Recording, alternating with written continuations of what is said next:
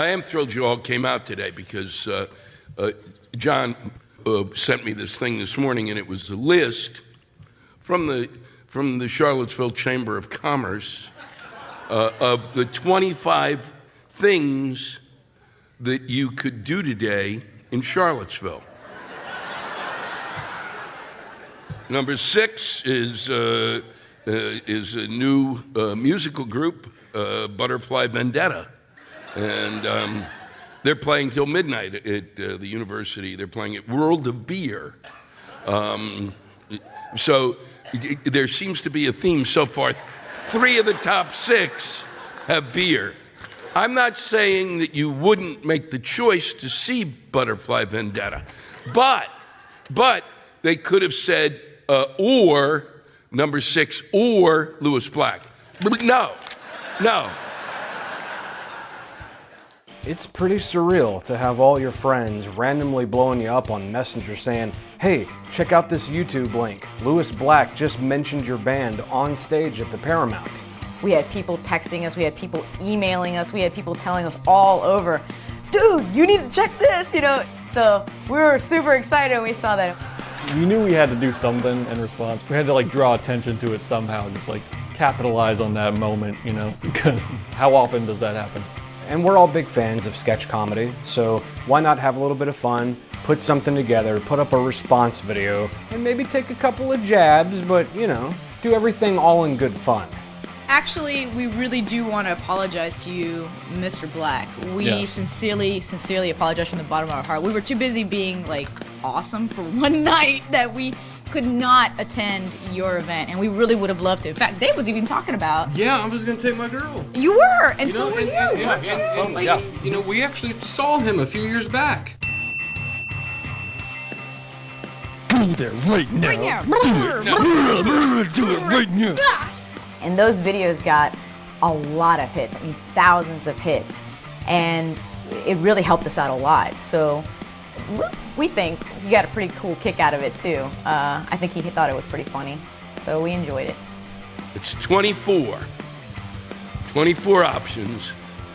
Number 25. You chose number 25.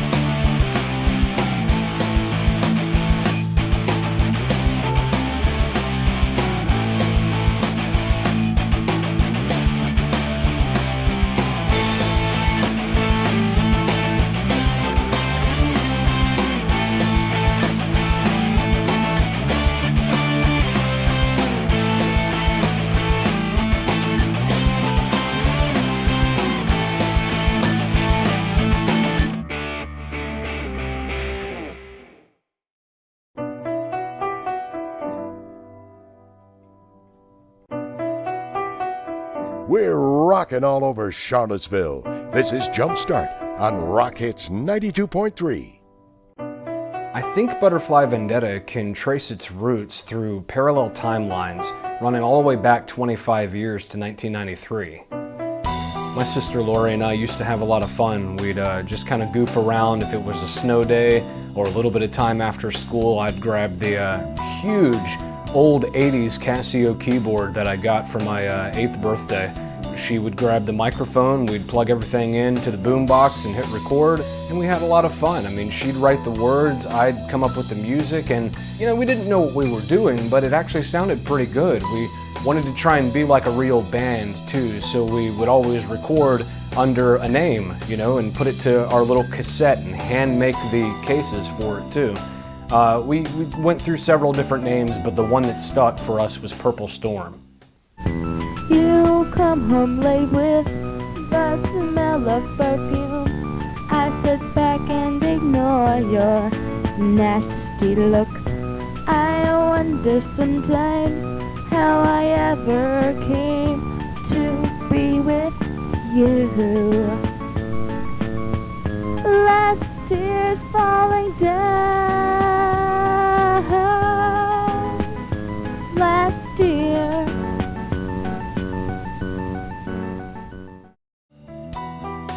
At that time, I remember I was living in a place called Whiteville, North Carolina, and hanging out with some friends out there that wanted to do something different.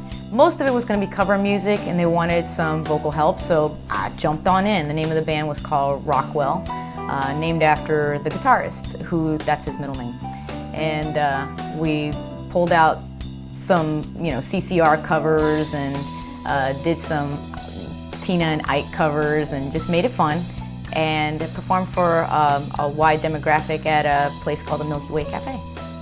My time in North Carolina was short between school and then summers, working during the summers a lot of hours, and still trying to figure out where I could work in a little creative energy and do some really fun stuff with it.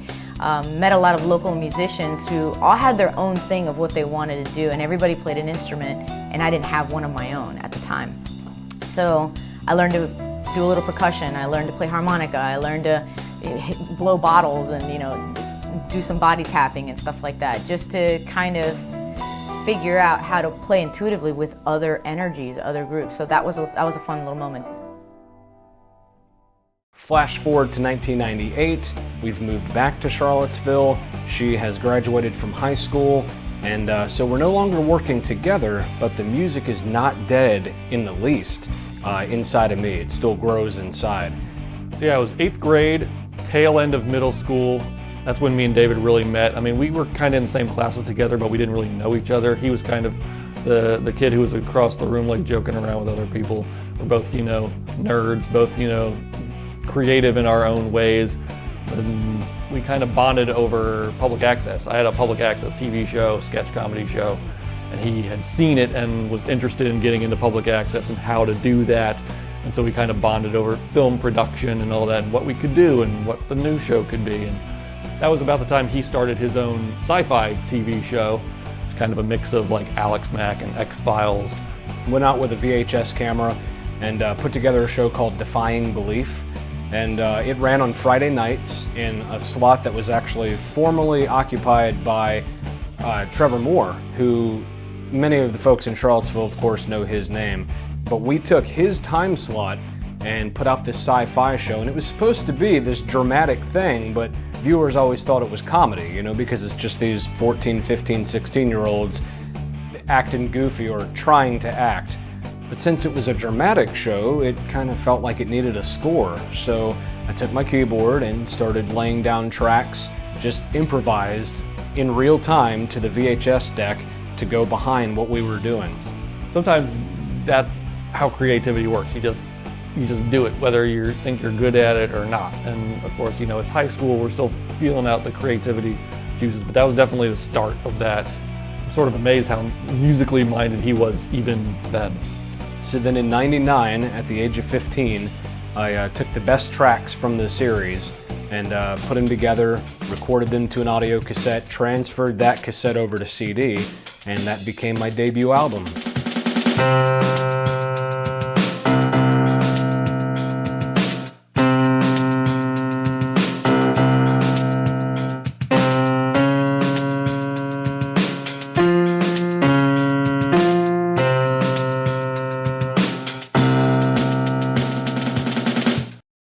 I had run into some guys that I was working with when we were doing a catering job.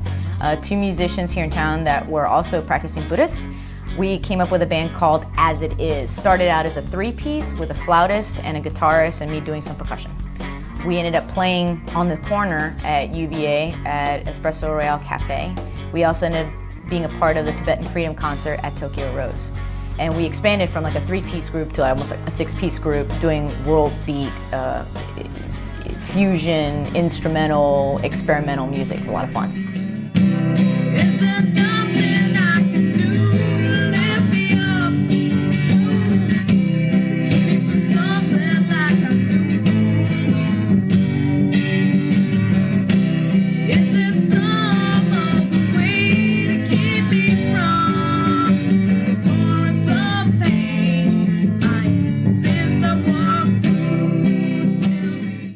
My friend Gretchen was working at Baja Bean and told me that she had an open mic night that she was hosting, and invited me to come on out and try some stuff. And at that point I had already bought my first guitar. It was a 12-string acoustic, and I got to lay out some material, did like 3 songs at a time.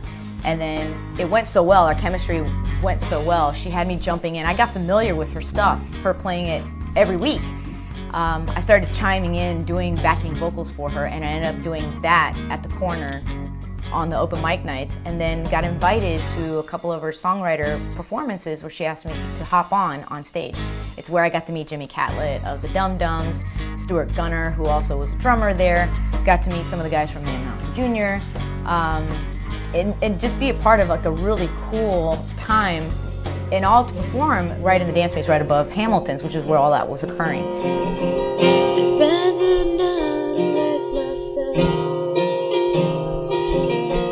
Rain on their parade, propelled by my inertia, stuck in it for days. Somewhere in there, when we were back in Gretchen and making the record with her and playing around those places, we noticed Bianca just kind of appeared. This little imp with an acoustic guitar that was just bouncing off the walls with energy. And I don't even know how old she was then. She was really young compared to us, but she was just a presence from the start. Jimmy is amazing. He's like fire on guitar. I love his guitar style. And I think it was really Jimmy's playing, watching him play with Gretchen, and how he translated the acoustic music and made it more into rock that you can actually jam to, that really started to inspire my guitar playing.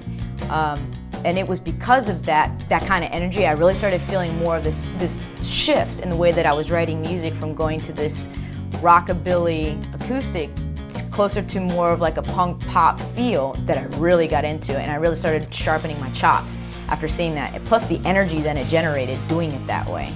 And she was just always showing up, smiling, being, taking pictures, saying, you guys are great, and these guys are great, and this whole thing is great. And she's just such a force for positivity. There's such a life force, and it's just palpable with her. And she's always been cool to be around. I didn't play on the downtown mall very often, but on occasion I would just kind of tinker around on the sidewalk. And I had seen other musicians do that and not get chased off by cops, so I ended up doing that outside of Rapture one late afternoon, and ran into Devin Spruill, who caught me tooling around with my guitar and asked me what I was doing. I said, do you want to come in and play some before our set? And she said she was really excited. She said, looking back, that she was excited and that it was a nice moment for her, which means a lot to me, just in terms of Charlottesville being a pretty small and cool scene, but not the easiest scene to get gigs in and have people show up, and I think that kind of camaraderie is really important. She was a huge, huge opportunity for me to get my foot in the door in Charlottesville, to get recognized with a big name. I ever so grateful for that opportunity.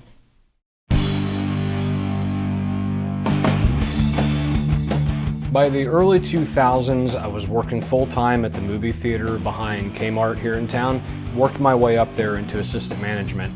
And while I was there, I befriended a gentleman named Brian Kasich. And it was a fortuitous meeting of the minds because we have a very similar sense of humor, he and I. He had just started his own public access show about the time that I was winding down my own involvement with the station. And it was a show called Belly Flavored Candy. And you can't forget a title like that. The show itself actually featured the 3 members of Butterfly Vendetta, but we never worked together on it. There were a bunch of sketches that April and I would do together, but then Bianca was filmed separately. So she would be in stuff with Brian or with other mutual friends and never shared screen time with us on that project. So it was neat in that it was the first time we worked together, even though we weren't really working together. Dude, have you seen my MySpace page? No. Yeah, me neither.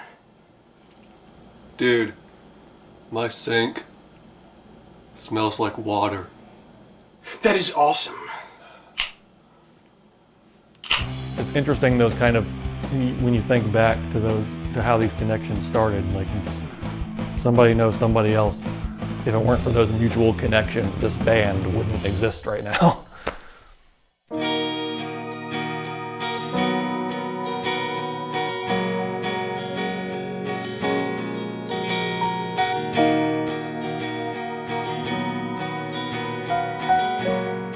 Found our way heading towards Richmond a few years after all of that stuff on the corner, and met up with some really cool musicians in town that wanted to do something really cool. So we ended up pulling together in this alt-rock, prog metal unit that ended up being really cool. We had a keyboard player, we had 3 guitarists, we had an awesome bass player, and a full-on drummer.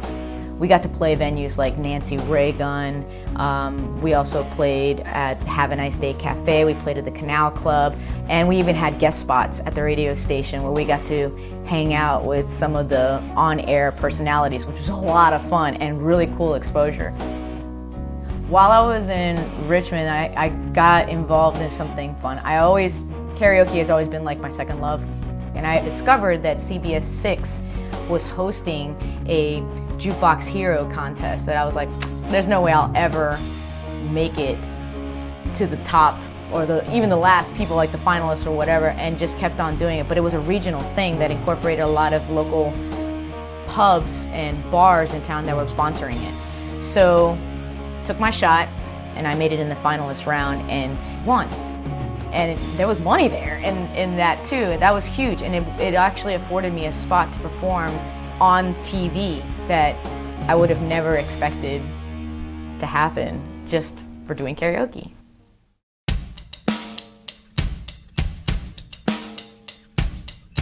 In November of 2007, I started to put together some original music compositions that were outside of what I normally did under the name David Dillehunt. I had a certain sound about my solo work, but I wanted to start trying my hand at some things that were a little edgier, using loops, industrial loops. It was essentially at that point, I think, just teaching himself how to play guitar. And I was amazed right away at his ability. He would always put himself down just because he was using drop D power chords, but you realize how many bands use drop D power chords, dude? So I was impressed, really impressed with his ability to pick up that guitar that fast, because I'd only seen him play keyboard at that point. I didn't know he could play guitar.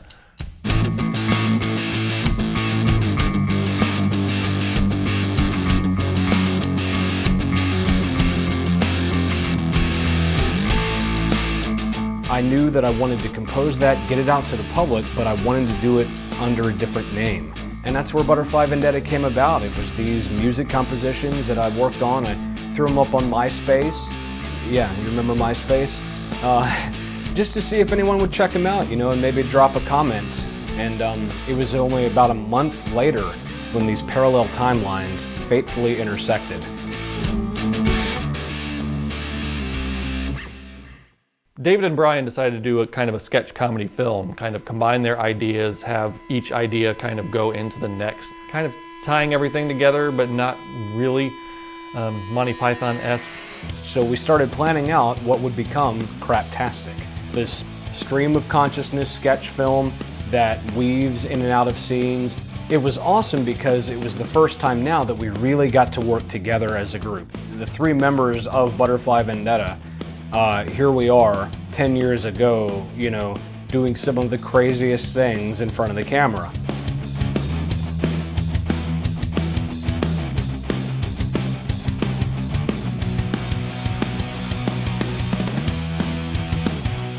Lots of slapstick, lots of innuendo, lots of silly humor, lots of inappropriate moments, and a lot of weird, quirky stuff. We got to feel out each other's energies, and we got to work in this kind of really cool circle of friends and dynamic where we got to be silly, got to be goofy, got to work on characters and really get our heads involved in doing something really cool and really creative and comical. Years before Abel joined the band, I got to work with him in that sketch comedy bit and had a lot of fun. She always puts her acting down, but I tell you what, she can act. Don't let her tell you that she can't act. The girl has chops. Acting, in my opinion, it's all about creativity, it's all about imagination. Bianca has that in spades. After we finished shooting the film, it was decided that one of our songs in Butterfly Vendetta would be worked into the soundtrack, and that was Discord. You can see clips of Craptastic throughout the video that builds on the storyline in a new way.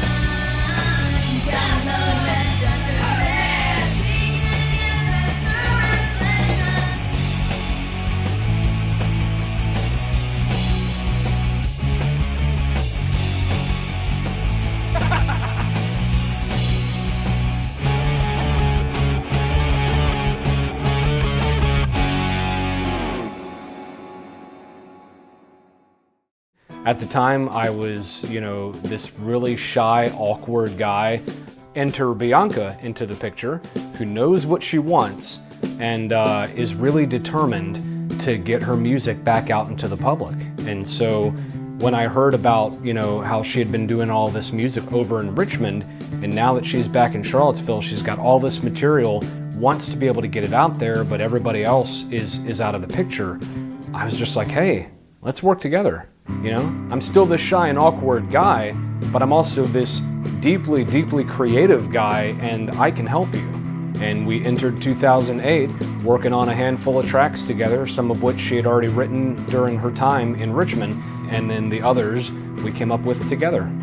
The first impression right off the bat was shy guy, really creative, very quiet, reserved, processing all the time. You could always see the wheel spinning, hamster in the wheel, always working. You could always see his head didn't turn off.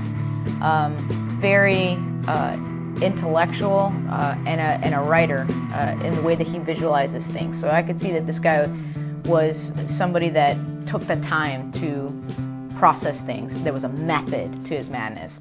I erase it all and start over again. Only I could be the same. Only I could be the same. Without the fate that twisted me. Only I could be the same. Only I could be the same. Without the ones who hated me. Only I could be the same. Only I could be the same. I'd be okay to start over again. It was a really special time because Bianca and I just clicked. Like creatively, we knew where we were headed. She would come up with the lyrics. She would very often have a tune in her head, and if not, there I was with the guitar to try and help bring it out of her. And we would just instinctively know what the other one was looking for. So we were able to put together songs in minutes. I mean, it was really incredible.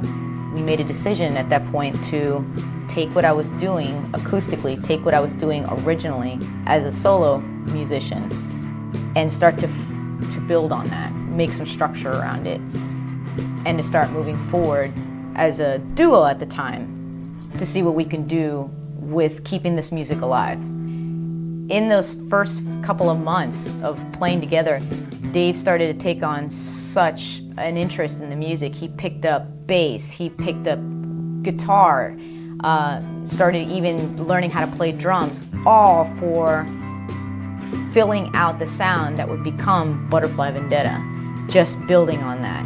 That blew my mind, that he could just pick up pretty much any instrument auditorily and figure it out. That was one of the coolest things in the stepping stones of making Butterfly Vendetta the core of our sound.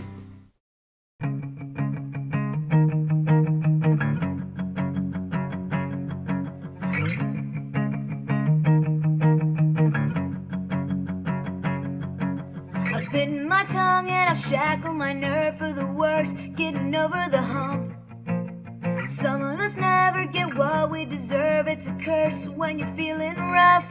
Rain comes down, it's like a wave. Seems a current you can't tame. Do you reach out to the line to pull you in? Yeah, you reach out from the mess you're sinking in. Yeah, you reach out for safety. Coming from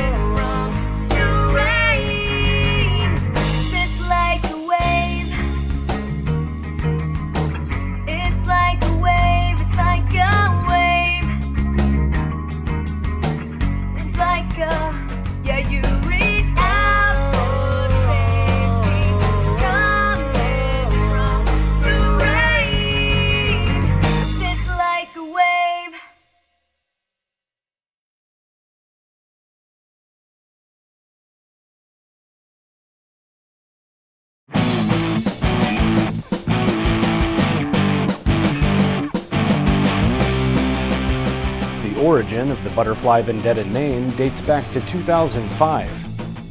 Funny enough, David, Chris, and I, we were BSing in my basement like we usually do, just watching TV. Simpsons was on, and we were watching some episode where Sideshow Bob was chasing Bart Simpson around, and he had a son. I'm sure, fans of that show will, look up whatever episode this is.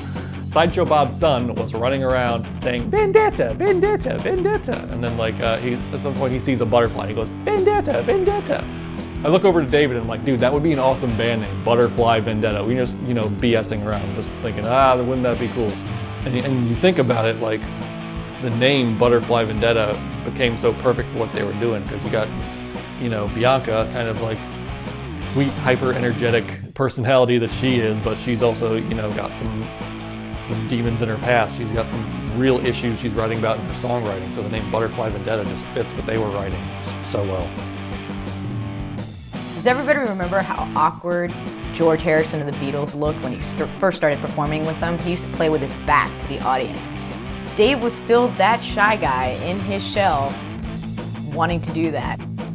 We played 4 songs on the corner in October of 2008, and I had to physically position Dave to make sure that he was staring straight at the audience and poke, and you just try to hint to get him to just kind of loosen up a little bit and just not be so rigid.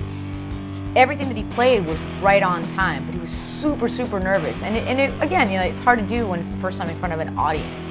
And it was our first performance together, and me coming in with that experience and still trying to rub that off was a little hard. It was a little difficult, but we made it through, and it actually turned out to be pretty fun. I'd like to pull it bearing down, as all your bitterness spills out. I choke the singer back in half. Don't need this jawbreaker. I chew on every people slur. That won't dissolve cause you make sure I don't forget how bad it hurt to love a jawbreaker.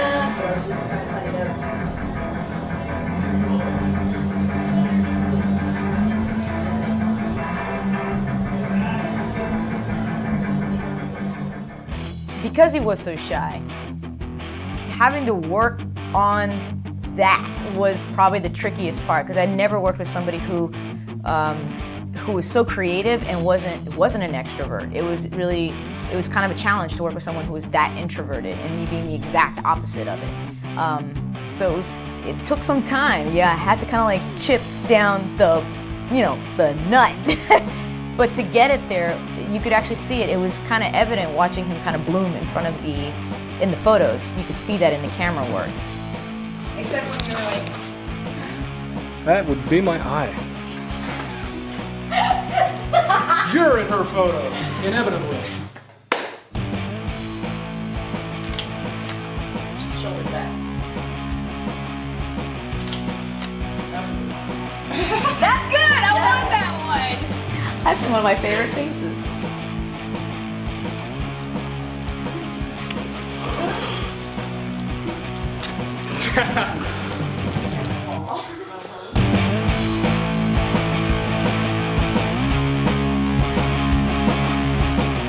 We were off and running as a duo and spent the next year putting together what would become our debut album, Reborn. And thanks to the public access station in Charlottesville, we had a soundstage available where we could go and film pieces for our music videos.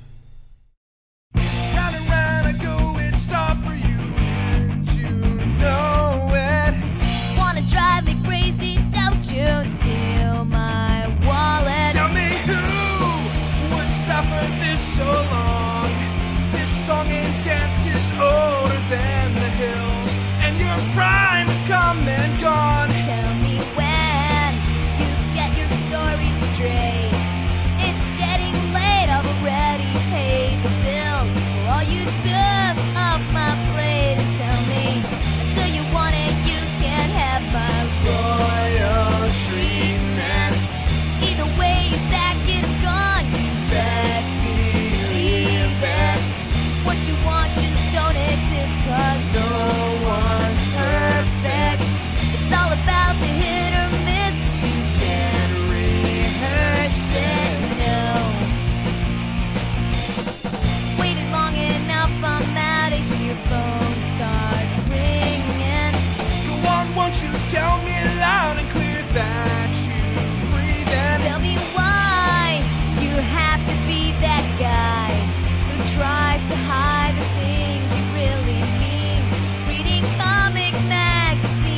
There you are, that devastating charm, and eyes like stars shining back at me.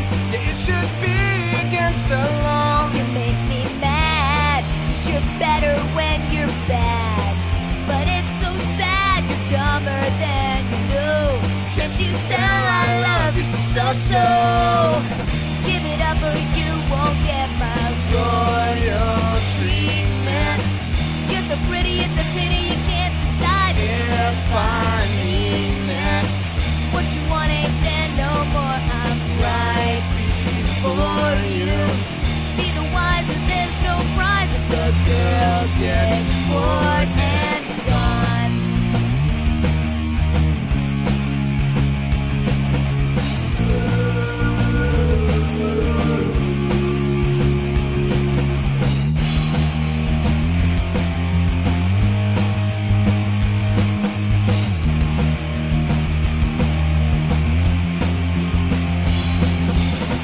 Do you want it? You can have my royal treatment. Either way you stack it and gone, you best believe it. What you want ain't there no more. I'm right before you. Be the wiser, there's no prize if the girl gets bored and gone.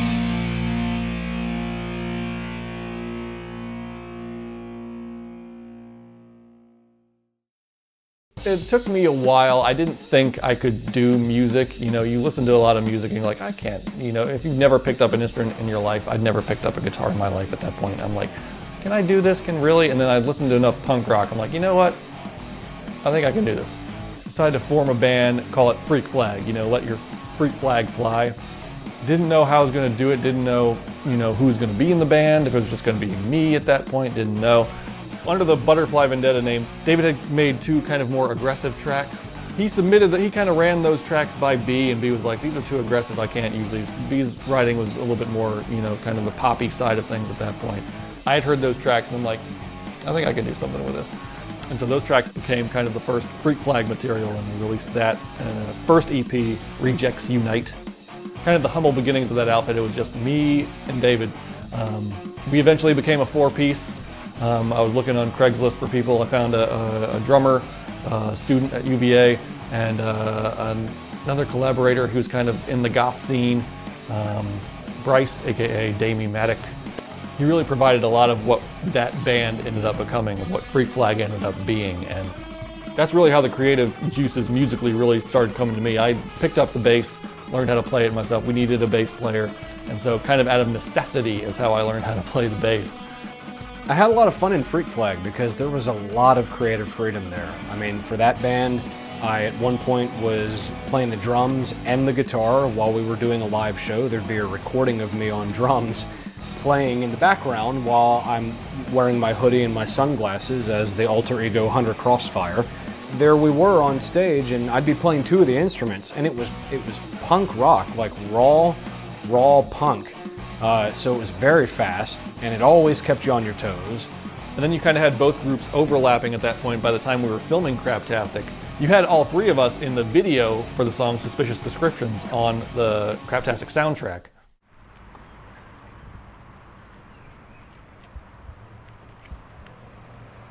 I'm the fairest of them all. I'm the fairest of them all. I'm the fairest of them all. I'm the fairest of them all. I'm the fairest of them all. I'm the fairest of them all. I'm the fairest of them all. I am. I am. I am. I am. I am. I am. That's it. We're going to war.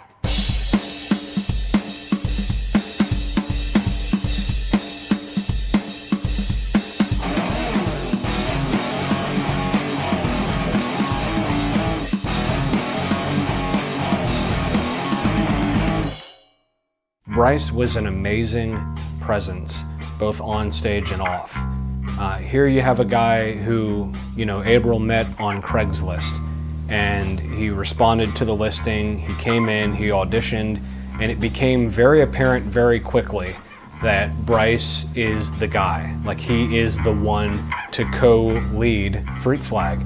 And so with he and April behind the mics, both of them on bass, they really, you know, took everyone by storm. And it was amazing to see the dynamic that they shared, the dynamic that we shared as a group, and then the process too. It was really fun to work with Bryce on cultivating this material. And then when I moved over to drums and Abril started playing his bass through a distortion pedal so it sounded more like a guitar, we got even closer as a group, because now the three of us were creating this really neat sounding music that wasn't like anything else out there. You know, something that rises above all the mundane stuff you hear on a daily basis, coming out of not only Charlottesville, but in general. Something that people hear and they go, what the hell was that? Even if whether or not they like it or hate it, they'll be like, what was that? Something that polarizes people, make them think, maybe inspire them to pick up an instrument themselves. Because we all started as non-musicians. You know, we learned how to play our instruments as we went. Exactly. Very DIY punk rock, which is the way it should be. Bryce passed away in April of 2011. It put an immediate end to Freak Flag, and Bianca and I cut our practices back to about 3 or 4 times a year.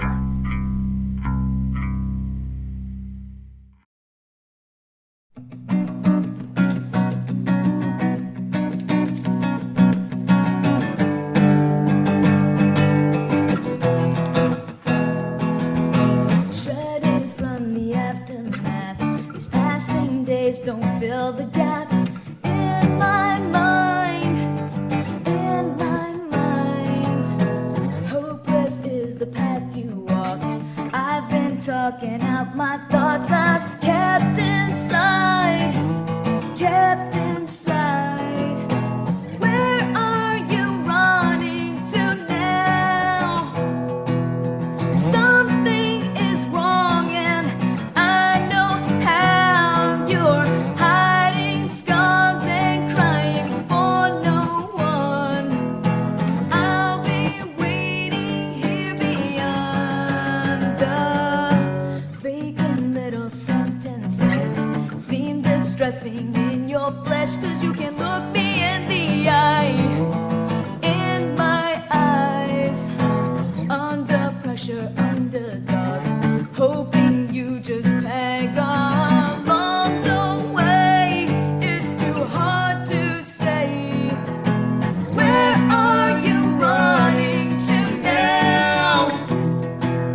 Something is wrong and I know how. You're hiding scars and crying for no one. I'll be waiting here beyond.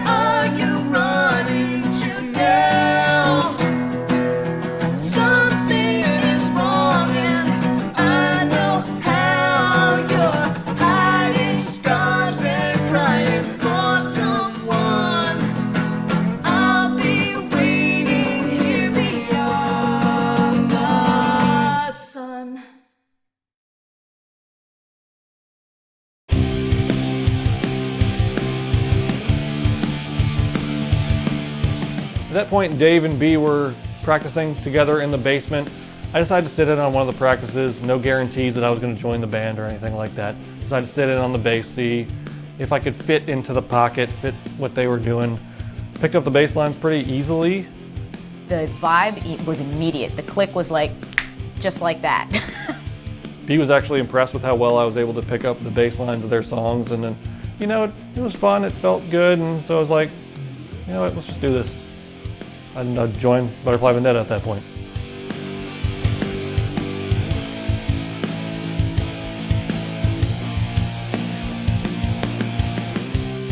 Karina was a godsend. I met her through a mutual friend of ours. They were dating at the time, and we got to see her perform with her rock punk outfit, alt rock, really heavy induced Black Heart Valentine Club. Never forgot the way that they jived. They did it as a three-piece. They all got involved. You could see the energy. I was like, if we can do that, if we can do that with a drummer, a live drummer, that would be it. We approached her and asked her if she would come on and add her beats to it and see what she could do with it. Having another strong feminine energy in the band really balanced out the sound. Plus she had drumline training. Like, she had some of these military beats in there that really started like charging the way that we started playing it live. You could definitely hear a difference between the recorded version and the way that we played it live. First gig as a full four-piece was in 2013 at the Hot Spot in Waynesboro. Really cool venue. Definitely earned its name. I don't believe the place had air conditioning at that point, as I recall. It's quite a sweaty gig. The distinct smell of weed in the green room. The green room also living up to its name there.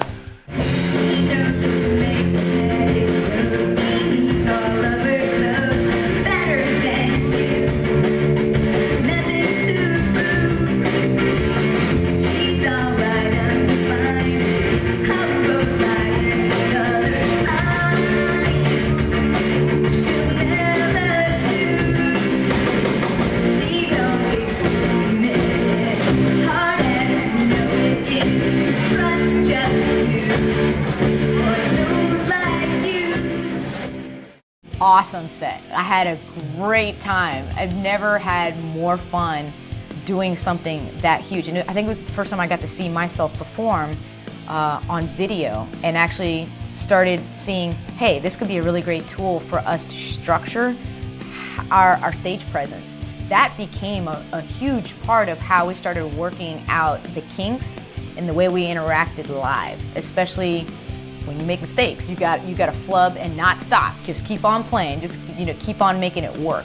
We love that about the energy there. That was a great gig. I love that gig. It's obvious with this documentary that filmmaking is a passion of mine. It helps because that same passion for filmmaking carries over into what we do here in the band. You know, you're in a band, you need music videos. Who's going to make your music videos? Are you going to try and, pull all your resources, all your money together and pay for someone else to make them, or just make them yourself? We're able to infuse all these neat ideas into our music videos, like when we were doing the video for Royal Treatment, we got to play a bunch of different characters with wigs and costumes. When we did the Connected music video, we filmed underwater. When we did the Like a Wave music video, it was in a bamboo forest, and we took the audio track ahead of time and sped it up like 200 or 300%. While the guys walked backwards, we walked toward the camera, and Bianca's actually, lip syncing to this 300% speed track. And then when you slow it down to normal speed, everything's in slow motion, but the mouth matches the rest of the song. And so it's all these neat tricks that we were able to put in there from a love of filmmaking and from studying the art itself that has really helped us.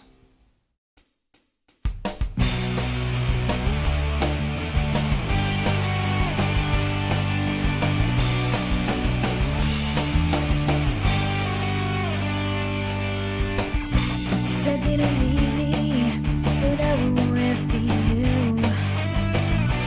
Every quiet solid moment, I'm thinking of ways to vanish. Says we need the time apart and it would do us good. Suppose we grow hard and hard of things we never meant to say. Hey you, so you think you got all the answers? Think you know the truth to all the universe? Damn it, don't it hurt when you fall from your six-story saddle of glory days and malls, paper dolls, alcohol. There when you fall, you can't recall the lies you say. You just simply turn away. Everything's a blur when you got nowhere to go but down. Humility will sink it for a while, but it won't be long. You'll understand the lesson when you've got 2 feet on the ground. What happened to the antidote? The mistakes you make in life are truly yours. So you think you got all the answers? Think you know the truth to all the universe? Damn it, don't it hurt when you fall? From your six-story saddle of glory days and malls, paper dolls, alcohol. I won't be there when you fall. You can't recall the lies you say. You just simply turn away.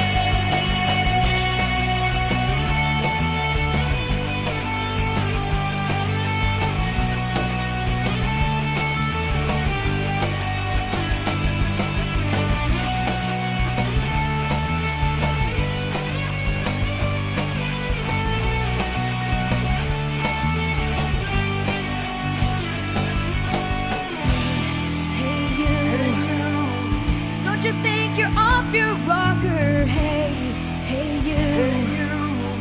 Don't you think you should come back down? Hey, hey you. Don't you think you're off your rocker? Hey, hey you. Turn around. So you think you got all the answers? Think you know the truth to all the universe? Damn it, don't it hurt when you fall?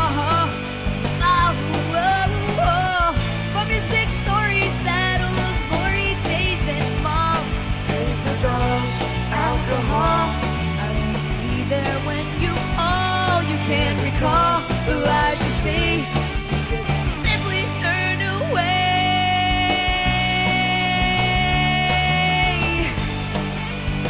Oh, come on down, down, down, down, come on down.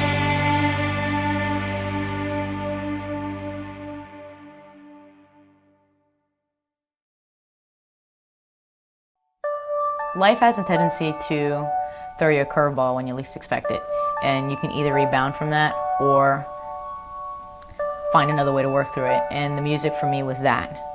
For us as a group, we went through a lot during this time frame. That was a hard year, not gonna lie. Dave losing his mom was like super hard on him, and I know it kind of strained all of our relationships for that period of time. There was a couple moments there I didn't know if we were still gonna be a band by the end of it, but I think that speaks to the strength of our relationships now that we weren't separated by all that went down, and if anything, we came out the other side stronger. We really started hanging on to those connections and becoming more knitted as a surrogate family, which is really important for bands on the larger scale of things. Besides all fame and whatnot, it's important if you want to see those kinds of people thrive in the long run overall. It takes that connection to make it work. There has to be something deeper, not just the music. There has to be a connection somewhere. Not only what we went through there kind of made us stronger as a band, as you know, our relationships, but I think not that musicians have to go through pain and stuff like that to be great, but I think some of the best material that you can make comes out of kind of like the biggest hardships. I know I'm not the first to say that, but like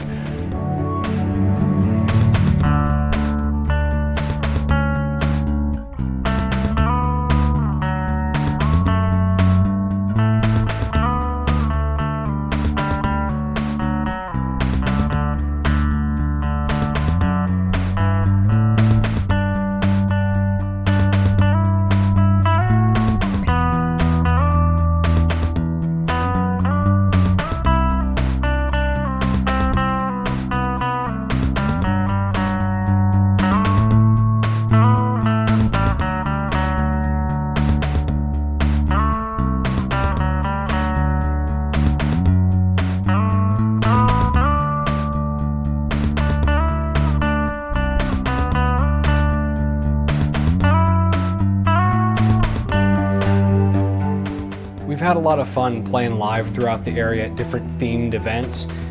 We played a couple of times at OmegaCon here in Charlottesville, and it was really cool to have the theme of Doctor Who and all of us be able to dress up as a different Doctor and still play a rock show. We got to play Geek Mob down in Roanoke, Virginia, and it was fun to be able to portray the X-Men doing that show as well. And I mean, it was hot up on stage, but that's commitment, man, and that's teamwork.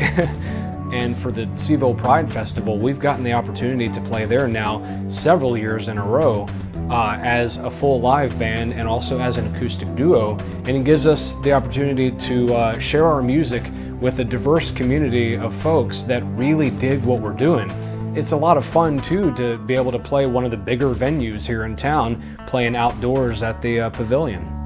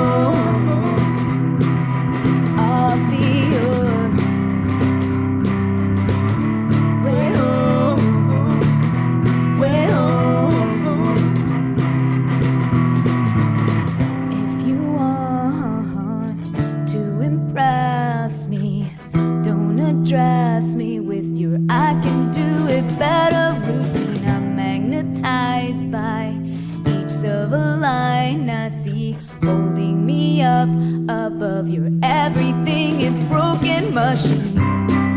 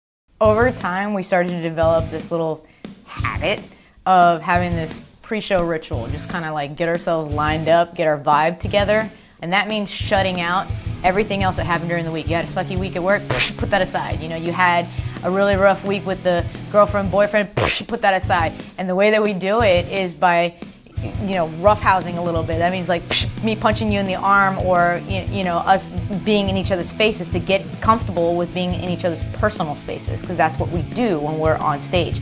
B and Dave will always be like tackling each other and just throwing each other and WWE moves and RKOs and rock bottoms and the whole nine. So hey, we're Butterfly Vendetta. Yo. He's out of breath. I'm out of breath. We're at the Overlook.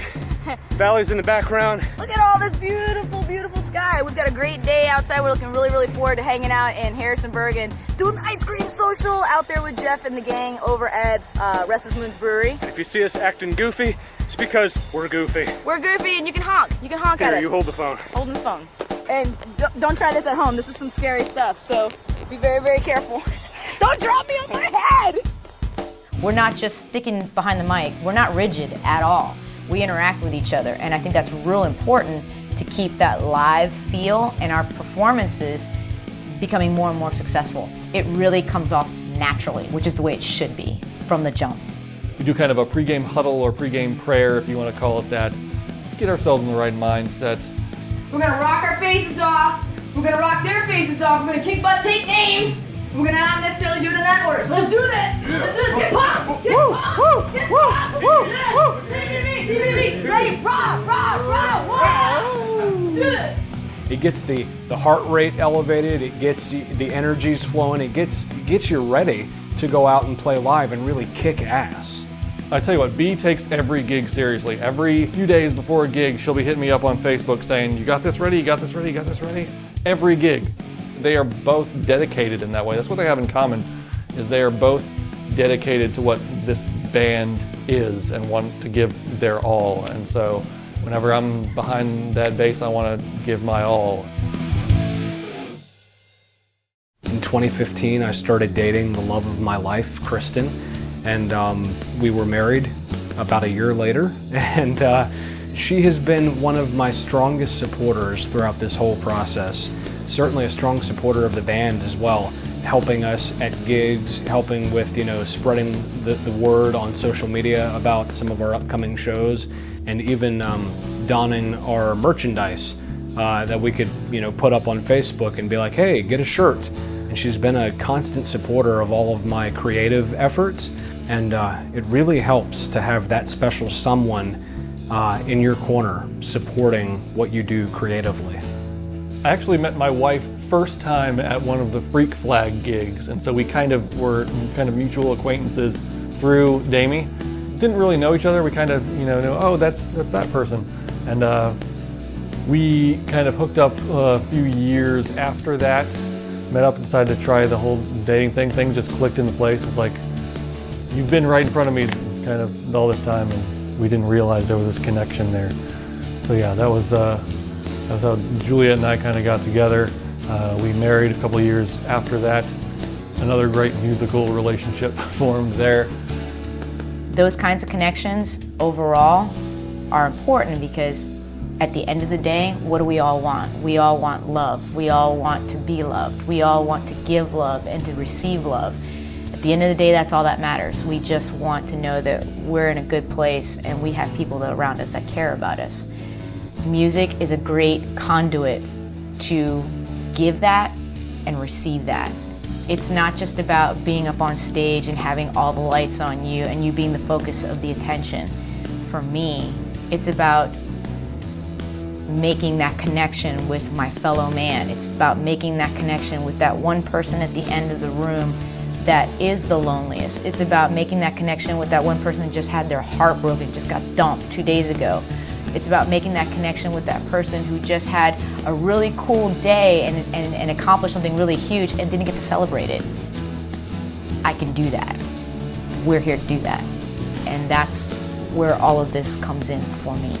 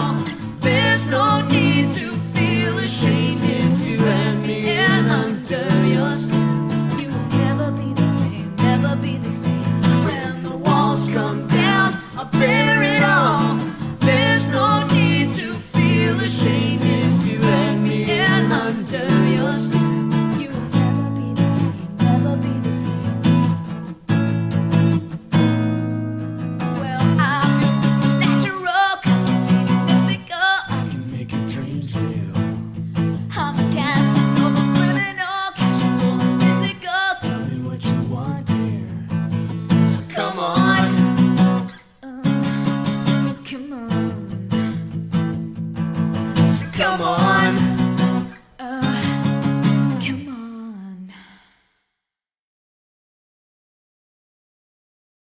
It's important to just let the mistakes just roll off your shoulder, just keep going. I think a good sense of humor is good. I think this band definitely has a good sense of humor. My favorite bands are the ones that take their material seriously. They're not necessarily a joke band, but they bring enough sense of humor to it to like, maybe not necessarily poke fun at themselves, but also like know when to joke around. Know that at the end of the day, music is entertainment, and that's really what it should be. If it says something as well, great, and you should say something. My favorite music does say something. It isn't just party music. Laughter is a great way of ridding yourself of some of that bad stuff, ridding yourself of some of that tension. It's a great way to just reset your spirit and go back to the positive lining, go back to the silver lining.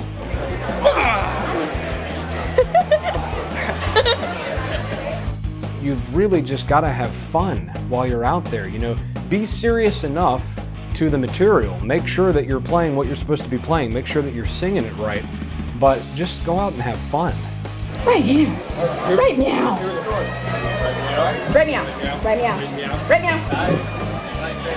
I hate being filmed, but the connected video was probably one of the most fun videos that we got to do as a 4-piece, where we got to do a whole bunch of different things. I got to try different characters.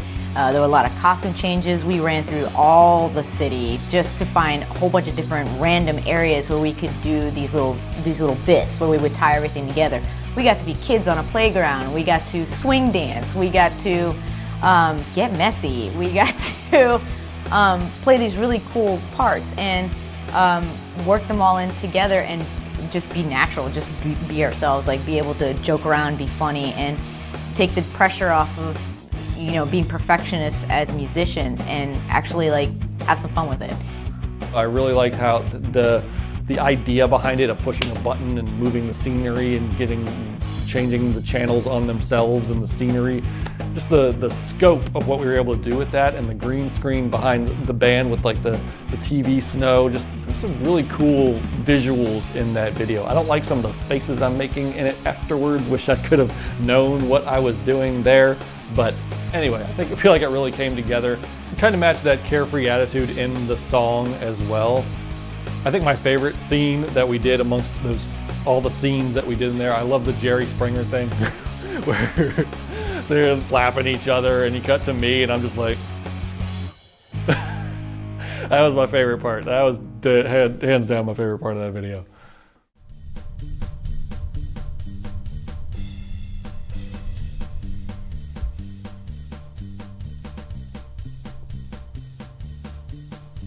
Stupid, stupid, stupid, stupid, stupid.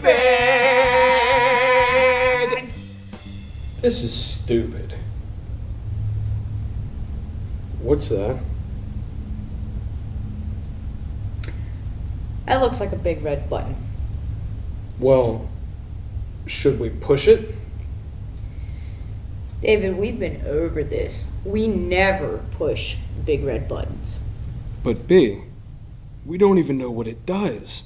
It may be something good, it may be something bad, but I guess we'll never know. That's right. We'll never know. But come on, B. Isn't the suspense killing you? It sits there on the table in front of us, glaring, beaming, saying, please, push me. I'm a big red button that needs pushing. It wants to be pushed. It has to be pushed. Push me, push me, push me.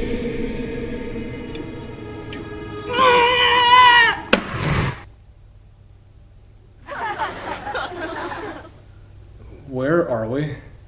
I don't know.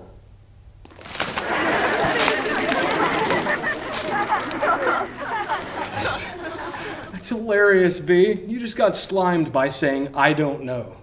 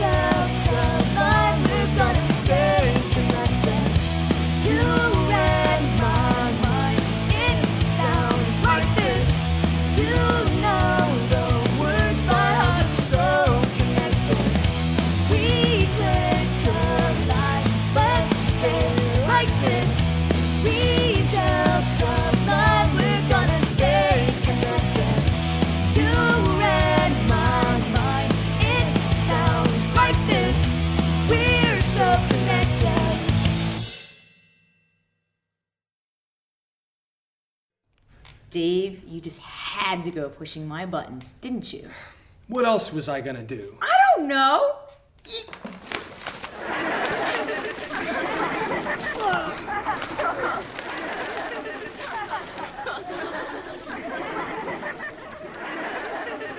Man, I was really hoping one of them was going to say water.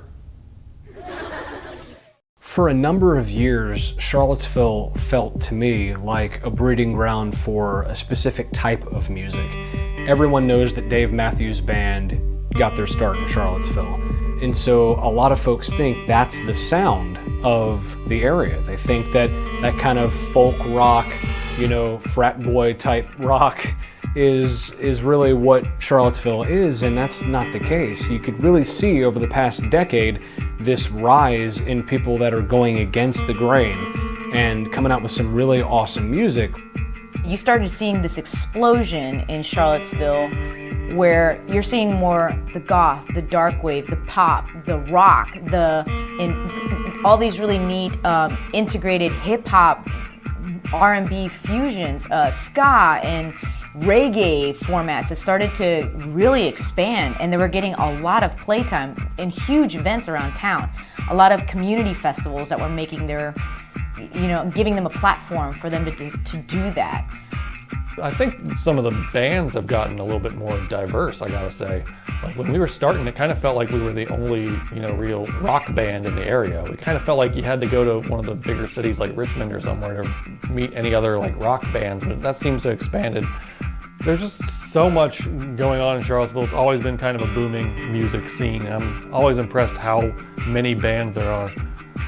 I've played in a few bands like the Naked Puritans, Thrum. I'm in a band called Phoenix Noir right now, and I'm playing with these guys, Butterfly Vendetta, right now. Over the last 10 years, I've always heard that Charlottesville is a vibrant musical town, and I don't doubt it. I mean, there's something always going on. Alongside with that, you also see women in music starting to appear more, not just as a front man, actually performing, and that for me it's a big deal. That is a huge deal for a woman to actually write her work, perform in her band, and also to be an exceptional stage presence. That is something that I'm seeing more of in Charlottesville, and we need to see more of that. There used to be more venues here in town than there are now. There used to be the Outback Lodge. There used to be Tracks back in the 90s. That was a great place. Huge bands came to play there.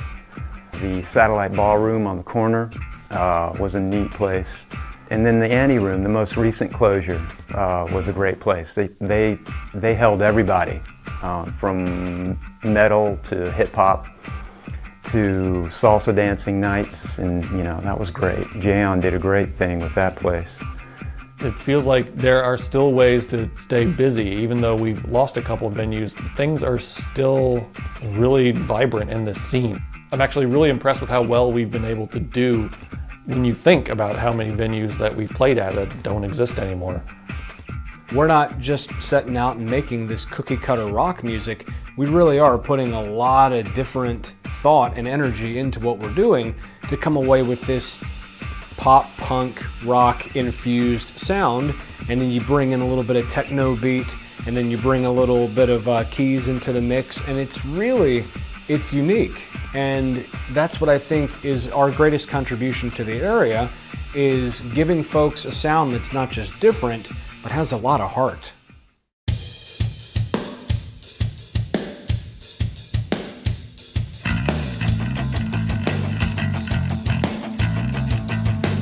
You're looking for some leverage, oh baby, that ain't me.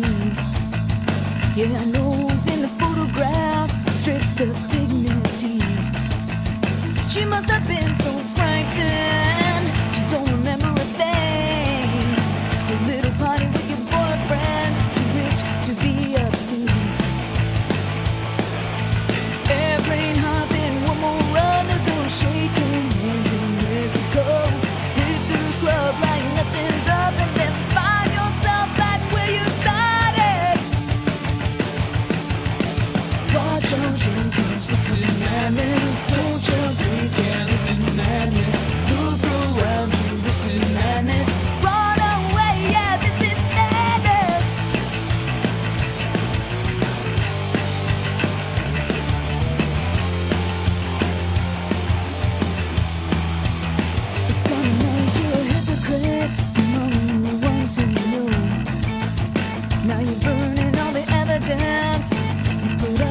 show. Cause you thought your lame conscience keep you out of cell. You can tell your pretty girlfriend she'll see you soon in hell. Kids are running late on rent again. One more week of back again. Hit the club like nothing's up and then find yourself back where you started. Watch out, your girls, this is madness. Don't jump, weekend, this is madness. Look around you, this is madness. Run away, yeah, this is madness.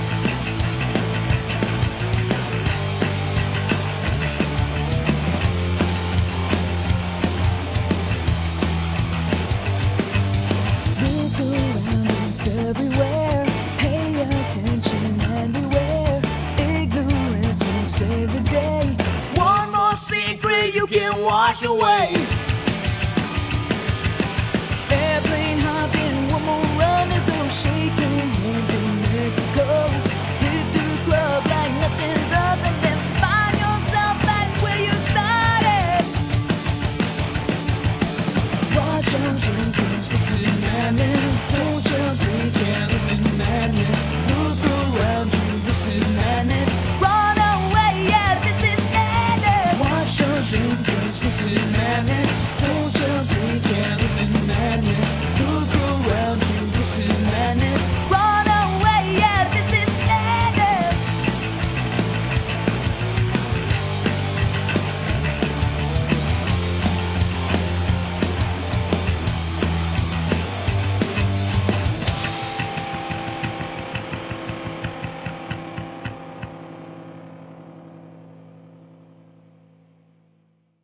I started drumming when I was 10.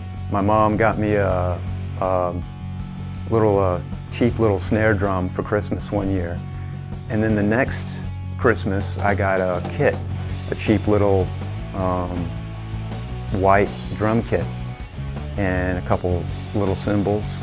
And then that's how it started. And I just had my drums in my room and I would play them as much as I could.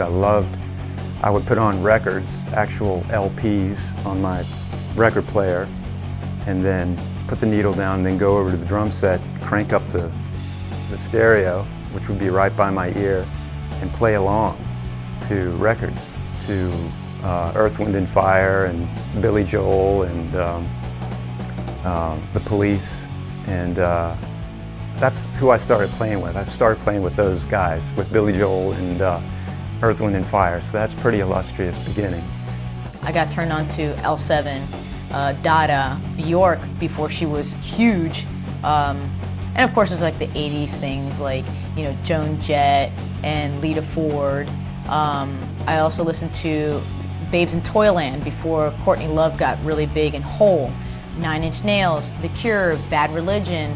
Also listened to Fishbone, listened to The Toasters and Mighty Mighty Boss Tones during my ska phase when I was dinking around with a skateboard. I was a skate Betty for a little bit, so I listened to a lot of that. Then started getting into more of the rock bit again. So 90s drops in and we started listening to like Foo Fighters and Nirvana and Pearl Jam. Ani DeFranco was a huge, huge influence from my college days. It still filtered her way in because of that jazzy beatbox vocal rhythm that I could hear in my head. I just didn't have an actual word to describe it. It was just the way that the words would pulse. That's where I find my rhythm. That's where it's all coming from, is from all these influences, and that's just to name a few.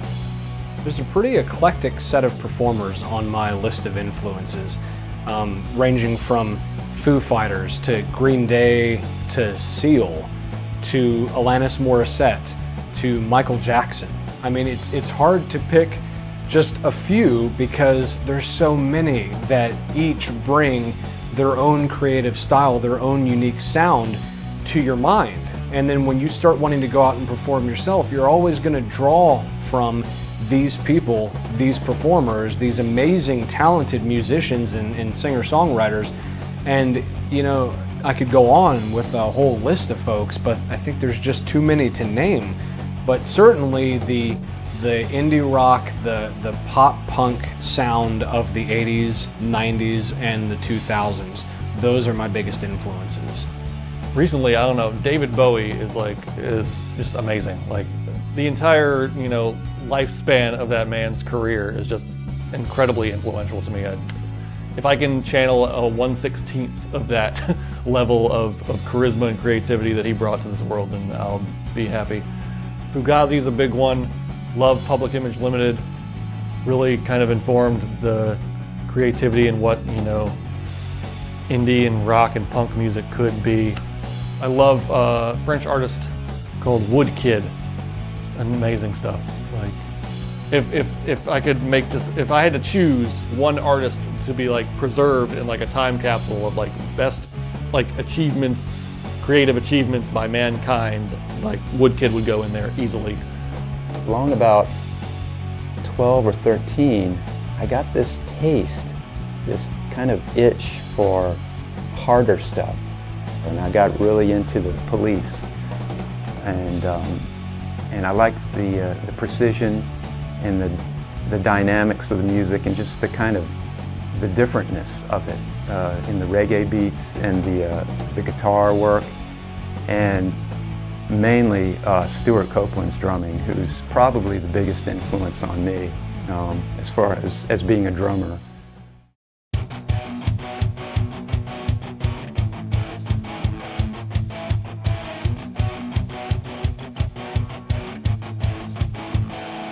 Good for ripping labels, turning all the tables, gonna turn you over and inside out, make you shout. I know what turns you on. Never mind the banner, tell me about it later, save it for another after the show. Because I know, yeah, I know just what you want. And you got it all worked out.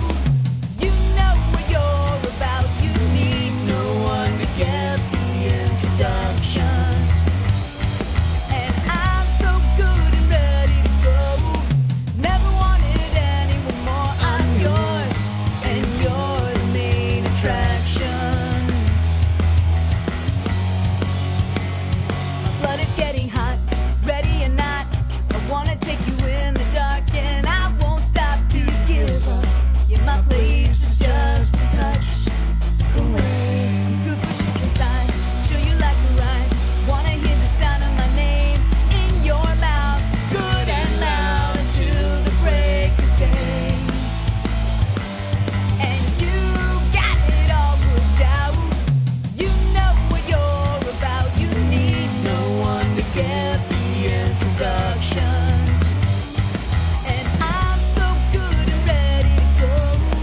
Never wanted anyone more. I'm yours, and you're the main attraction. Get a little taste so sweet. Let you get a good look at me. Tell me what you see.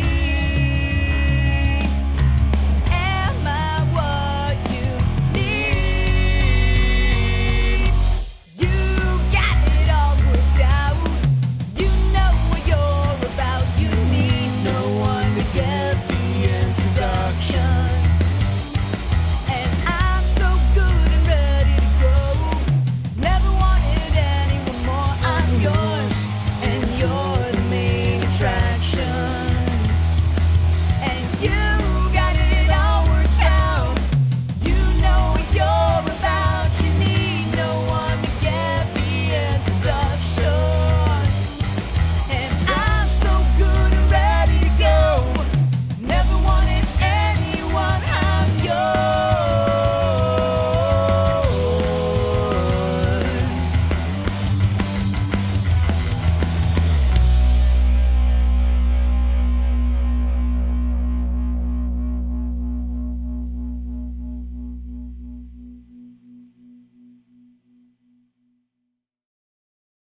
If you could put it on a wheel in the evolution of Butterfly Vendetta, going from a duo with really extroverted individual paired up with a real shy guy, and then going to the next turn where we add in other musicians that add to the mix, that help to break us out of our shells and start to collaborate with others creatively, to the next turn where we are now an outfit that is comfortable, casual, animated, active on stage and off now, where we're more comfortable in our own skins because of what we do.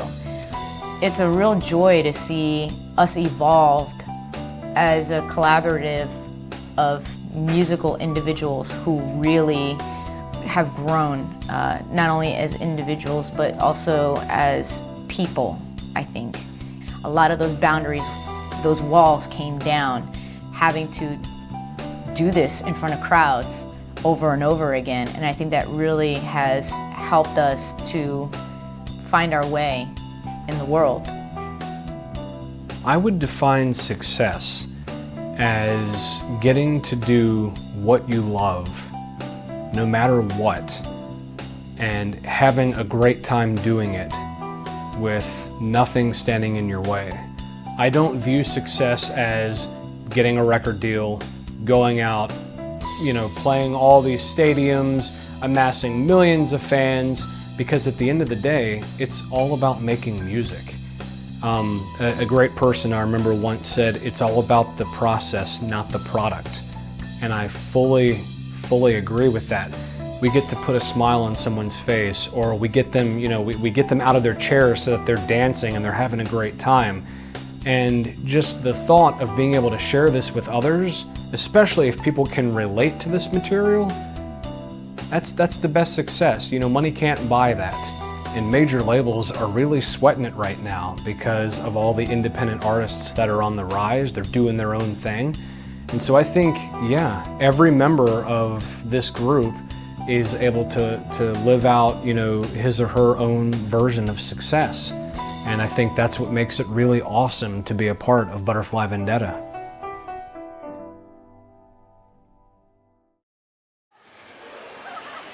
You ready to get your faces rocked off?